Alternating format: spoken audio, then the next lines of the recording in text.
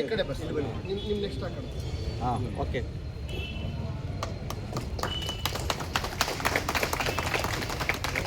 ನಗರಗಳಲ್ಲಿ ವಾಸ ಮಾಡ್ತಾರೆ, ಅವರಿಗೆ ಶಾಶ್ವತವಾಗಿ ಅವರವರ ಮನೆಗಳಿಗೆ ಹಕ್ಕುಗಳನ್ನು ಕೊಡಬೇಕು. ಆ ಮೂಲಕ ಅವರು ಮನೆಗಳನ್ನು ಕಟ್ಟಿಸ್ಕೊಳ್ಳೋದಕ್ಕಾಗಲಿ, ಸಾಲವನ್ನು ಪಡೆಯೋದಕ್ಕಾಗಲಿ, ಮುಂದಿನ ಎಲ್ಲ ಆಗುಹೋಗುಗಳಿಗೆ ಅವರಿಗೆ ಇನ್ನೂ ಹೆಚ್ಚು ಶಕ್ತಿಯನ್ನು ತುಂಬಬೇಕು ಅಂತೇಳಿ ಬಹಳಷ್ಟು ಸರಳೀಕರಣಗೊಳಿಸಿ ಈ ಸ್ವತ್ತು ವಿಷಯವನ್ನ ಅದನ್ನ ನಾಗರಿಕರ ಮನೆ ಬಾಗಿಲಿಗೆ ಕೊಡಬೇಕು, ಅವರಿಗೆ ತಲುಪಿಸುವಂತೆ ಮಾಡಬೇಕು. ದಶಕಗಳಿಂದ 40-50 ವರ್ಷಗಳಿಂದ ಇದ್ದಂಥ ಎಲ್ಲ ಸಮಸ್ಯೆಗಳನ್ನ ಪರಿಹಾರ ಮಾಡಿ ಅವರಿಗೆ ಶಕ್ತಿ ತುಂಬಬೇಕು ಅನ್ನೋದು ಘನ ಸರ್ಕಾರದ ಸಂಕಲ್ಪ. ಈ ನಿಟ್ಟಿನಲ್ಲಿ ಈಗಾಗಲೇ 2-3 ಬಾರಿ ಜಿಲ್ಲಾಧಿಕಾರಿಗಳ ಕಚೇರಿಯಲ್ಲಿ ಮಾನ್ಯ ಉಸ್ತುವಾರಿ ಸಚಿವರ ನೇತೃತ್ವದಲ್ಲಿ ಸಭೆಗಳು ನಡೆದಿದ್ದಾವೆ. ಅದೇ ರೀತಿ ಮಾನ್ಯ ಶಾಸಕರುಗಳು ಕೂಡ, ಇಡೀ ಜಿಲ್ಲೆಯ ಎಲ್ಲ ಶಾಸಕರುಗಳು ಕೂಡ ಇಲ್ಲ, ಈ ಸ್ವತ್ತು ಸರ್ಕಾರ ಏನು ಸಿಂಪ್ಲಿಫೈ ಮಾಡಿದೆ ಅದು ಬರೀ ಪೇಪರ್ನಲ್ಲಿ ಇದ್ರೆ ಸಾಲದು, ಅದು ನೈಜವಾಗಿ ಪ್ರತಿ ನಾಗರಿಕರ ಮನೆಗೆ ಮುಟ್ಟಬೇಕು, ಅವರು ಅದರ ಫಲಾನುಭವಿಗಳಾಗಬೇಕು, ನೈಜವಾದ ಅನುಷ್ಠಾನ ಅದು ಆಗಬೇಕು ಅಂತಕ್ಕಂಥ ಅಪೇಕ್ಷೆಯನ್ನ ಮಾನ್ಯ ಎಲ್ಲ ಜನಪ್ರತಿನಿಧಿಗಳು ಕೂಡ, ಸಂಸದರು, ಶಾಸಕರುಗಳು ಎಲ್ಲರೂ ಕೂಡ ಅದನ್ನ ಆ ಅಭಿಪ್ರಾಯವನ್ನು ವ್ಯಕ್ತಪಡಿಸಿದ್ದಾರೆ.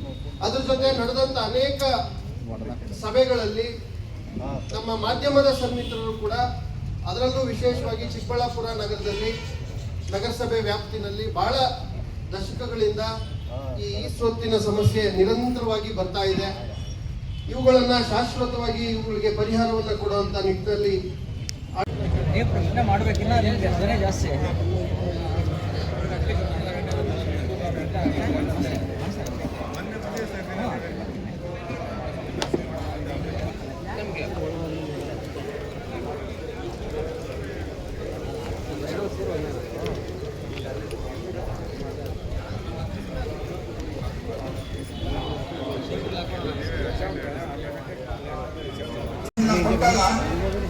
ನಿಮ್ಮ ಎಲ್ಲರ ಕಾರ್ಯ ಆರಾಮಾಗಿ ನಡೆಯುತ್ತೆ.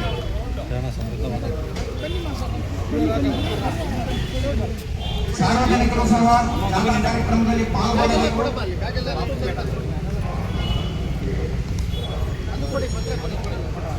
ಸ್ವಲ್ಪ ಹಿಂದಾಗಮ್ಮ ನೋಡಿ, ಏನು ಹಳೆ ಅಪ್ಲಿಕೇಶನ್ ಕೊಟ್ಟಿದ್ದೀರಾ ಅದ್ರ ಜೊತೆಗೆ ಈ ಒಂದು ಅಪ್ಲಿಕೇಶನ್ ಕೊಟ್ಟು ನೀವು ತಮ್ಮ ಒಂದು ದಾಖಲಾತಿಯನ್ನು ಕೊಡಬೇಕು ಅಂತ ಈ ಮೂಲಕ ಕೇಳ್ಕೊಳ್ತಾ ಇದ್ದೀನಿ.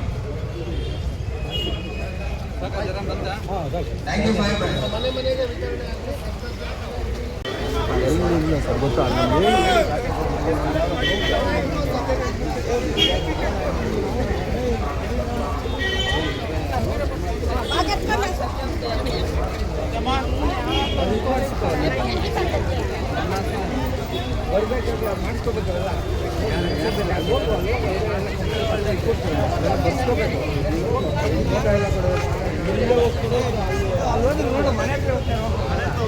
ಅಲ್ಲೇ